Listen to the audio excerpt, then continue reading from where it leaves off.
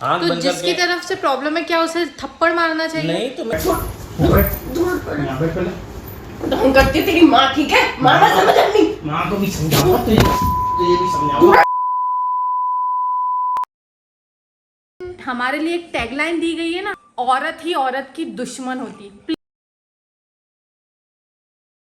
जय माता दी दोस्तों, आपका स्वागत है गीत दी फैमिली व्लॉग्स में। जैसा कि आप लोग जानते हैं हमारे व्लॉगिंग चैनल जो फैमिली व्लॉगिंग है गीत दी फैमिली और मेरे बच्चों को।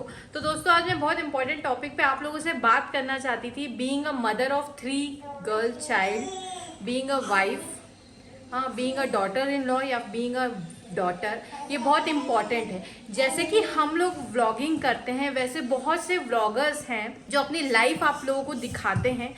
कई बार हम आपके सामने हंसते हैं, कई बार रोते हैं।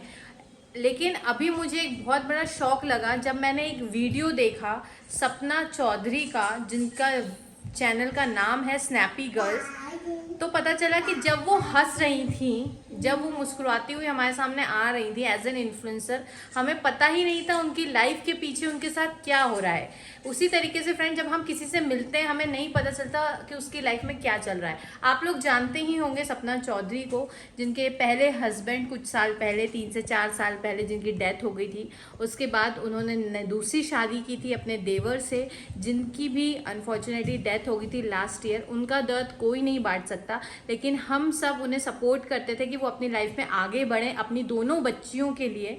लेकिन अभी जो उन्होंने स्टेटमेंट, जो बात बताई है, वो सच में शॉक करने वाली है।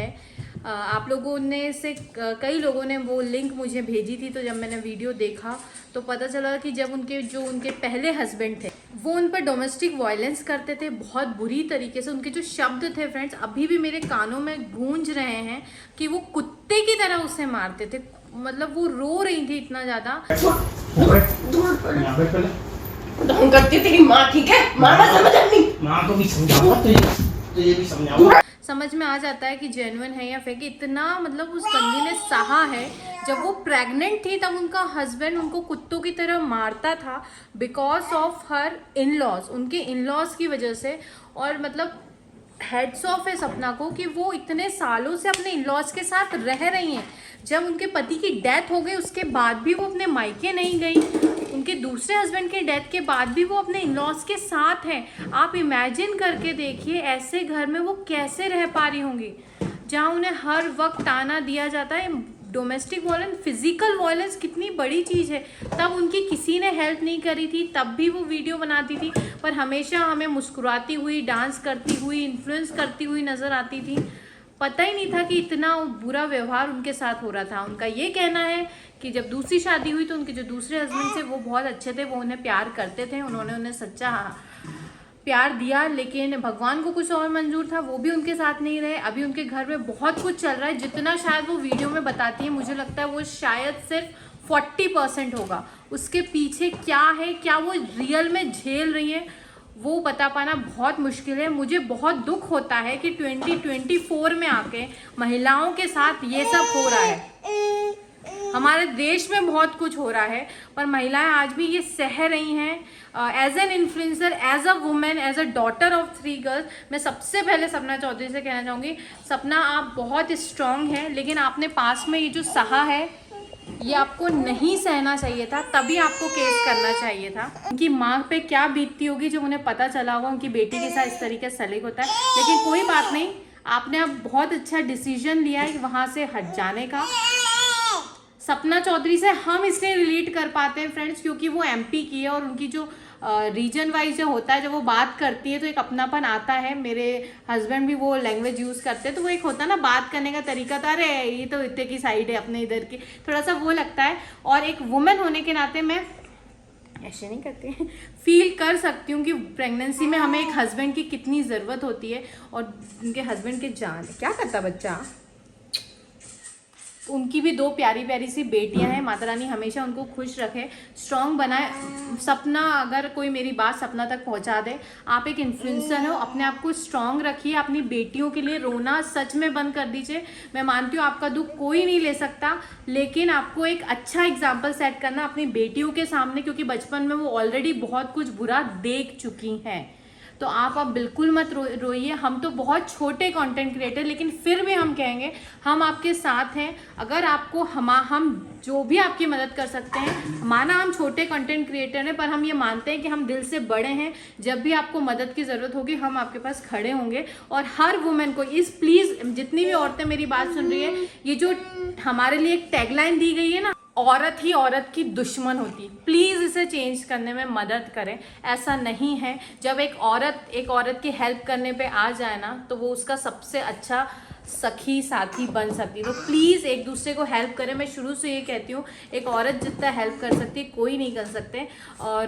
और दोस्तों, आप मुझे जानते हैं, मेरी फैमिली को जानते हैं, तो मालवी जी एक मिनट इधर आइए प्लीज़। मैं सच में इनसे पूछना चाहूँगी, बीइंग अ मेल, क्योंकि इन्होंने भी, ऐसा तो है नहीं, हम जिस जनरेशन आ रहे हैं तब तो बहुत जुल्म होते थे महिलाओं पे, अब कम हो गए ऐसा हमें लगता है, पर हुआ तो ऐसा कुछ भी नहीं है। तो बीइंग अ मेल मालवी जी, क्या करना चाहिए एक महिला को? आप तो ये बहुत सपोर्टिंग हैं, ये समझते हैं चीज़ों को। जब ये इन लॉज के बीच में जब एक आपकी वाइफ फंस जाती है, तो माँ के लिए करना गलत नहीं होता, माँ की अच्छाई करने के लिए ज़रूरत नहीं, लेकिन उसके लिए बीवी को मारना या बीवी को नीचा दिखाना कहाँ तक सही है? एक मर्द को, सही मर्द को, एक इंसान, लड़के को क्या करना चाहिए?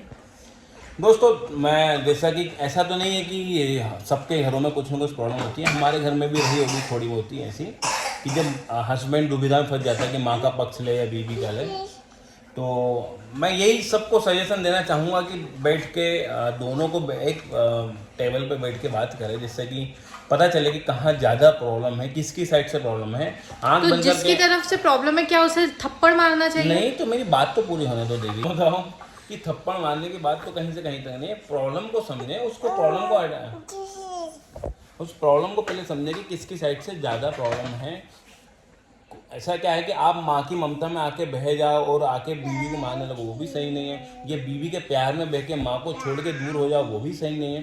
दोनों को समझो, कोशिश करो कि दोनों क्या समझौता हो सकता है, और जब समझौता हो सकता है तो कोशिश करें। अगर नहीं हो सकता है, क्या तो समटाइम कोई अपनी उस जिद पे आ जाता है कि नहीं, मुझे तो कुछ भी हो जाए मैनेज ही नहीं करना, ना रहना है, तो फिर यह है कि अपना फर्ज दोनों तरफ निभाते हुए चलें।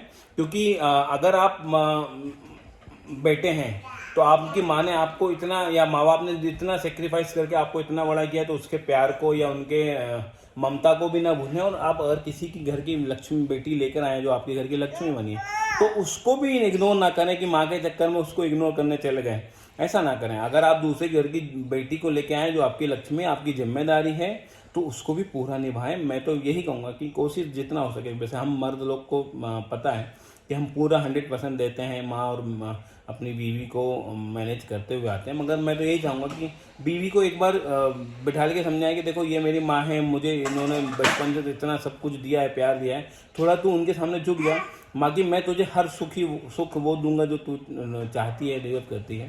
क्योंकि ये एक आपकी जिम्मेदारी में से भी एक है, क्योंकि आप बहू हो तो एक आपकी जिम्मेदारी है। और माँ को भी ये समझाऊंगा, और मैंने कहीं ना कहीं समझाया भी होगा कि ये आपकी बेटी की तरह ही है ना। भले ही आपके पास बेटी हो या ना हो, और ये आपकी बेटी की तरह ही है, और इसको भी आप उतना ही प्यार दो, हो सकता है। दोस्तों, दो हाथों से बचती है, अगर एक झुकेगा तो दूसरा वाला भी कभी ना कभी झुकेगा। दोनों झुक के ही रिश्ते चलाए जाते हैं, चाहे पति पत्नी हो। कभी कोई गुस्सा करता तो एक चुप होता है, दूसरे टाइम दूसरा गुस्सा करता, तो ये भी सास बहू में भी होता है। खैर, इस टॉपिक में और डीप में नहीं जाते हैं, लेकिन जो शब्द उनके मुंह से निकले, जिस तरीके से उन्हें रिकॉर्डिंग सुनाई कि उनको मारा जाता था, मुझे बहुत दिल को दहलाने वाली रिकॉर्डिंग थी। वो कैसे रही हैं, और अभी भी बहुत कुछ हो रहा है उनकी लाइफ में। आप लोग डेली व्लॉग देखते हो, नहीं होना चाहिए। अच्छा वो वहाँ से निकल गई, हम तो यही प्रे करेंगे कि अब उनकी लाइफ अच्छी हो, अपनी बच्चियों के लिए लाइफ जिए। हमने पहले भी मदद करने की कोशिश की, क्योंकि यहाँ से शिवपुरी बहुत दूर नहीं है ना। और जब राजवीर जी का भी निधन हुआ तो सबसे पहले मैंने आके लाइव, हमने आपको सबसे पहले ये न्यूज़ दी थी, और हमारी पहले बात होती थी राजवीर के टाइम पे, मगर ठीक है, अब उतनी नहीं होती, तो ठीक है, कोई बात नहीं, क्योंकि एमपी के थे तो हम कुछ क्रिएटर को जानते हैं इस वजह से। तो अब राजवीर जी गए तो उनके साथ वो बात भी खत्म हो जाती है। मगर ये है कि अगर सपना जी को कहीं भी कुछ भी जरूरत पड़ती तो वी आर विथ हर, हम सब उनके साथ हैं। और जैसे कि नीतू और लखनीत भी आए, तो थैंक यू। एक क्रिएटर एक दूसरे की हेल्प कर रहे हैं और एक ह्यूमैनिटी दिखा रहे हैं, तो और हमें पर्सनल लाइफ में भी करना चाहिए फ्रेंड्स। जरूरी नहीं है वीडियो में आकर हम किसी की हेल्प करें। हम एक दूसरे को, जैसे मैंने कहा, हमें वुमेन को एक दूसरे को सपोर्ट करना चाहिए, नहीं ना कि डिग्रेड करना चाहिए, प्लीज, है ना। तो ये है कि आप अपनी इंसानियत को मत खोइए, बाकी सब ये चलता रहेगा, जीवन है ना। कोई आगे निकल भी है तो निकल जाने दो, आप अपनी मेहनत पे विश्वास रखो और आगे बढ़ते रहो।